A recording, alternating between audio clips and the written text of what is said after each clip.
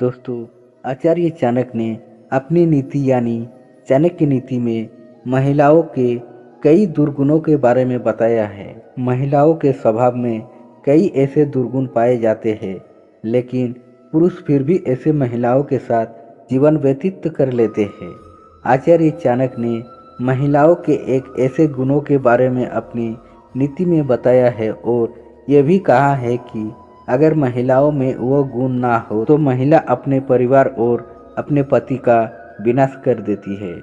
ऐसी स्त्री स्वर्ग जैसे घर को भी नर्क बना देती है।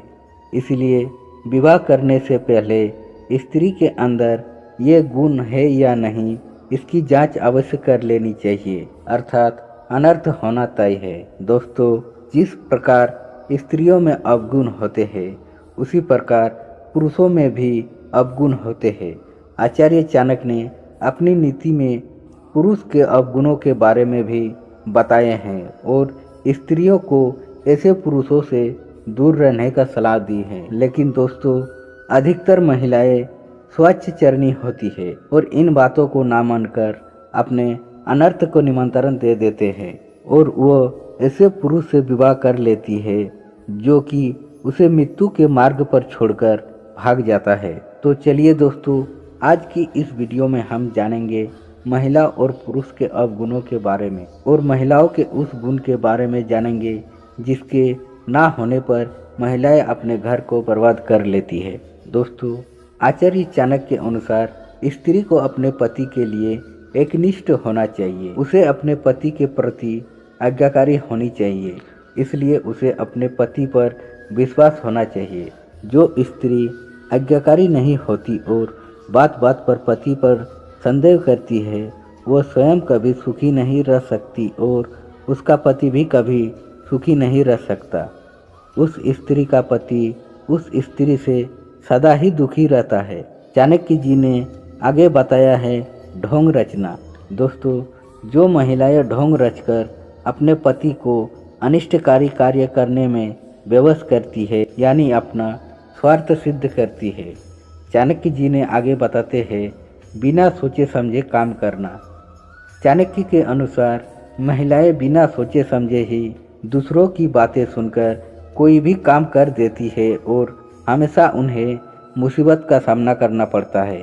चाणक्य नीति में आगे बताया गया है अत्यधिक लालच करना। दोस्तों, महिलाएं किसी भी बात को लेकर अत्यधिक लालच करती है और अपने लालच को पाने के लिए किसी भी हद तक जा सकती है। चाणक्य जी आगे बताते हैं अपवित्र।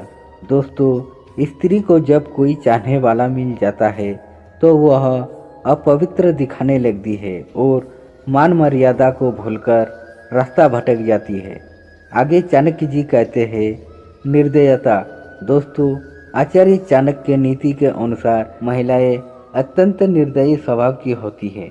अगर कोई स्त्री किसी से द्वेष करती है तो मन ही मन उसकी मृत्यु की कामना भी करती है। दोस्तों, चाणक्य नीति में आगे बताया गया है अहंकार।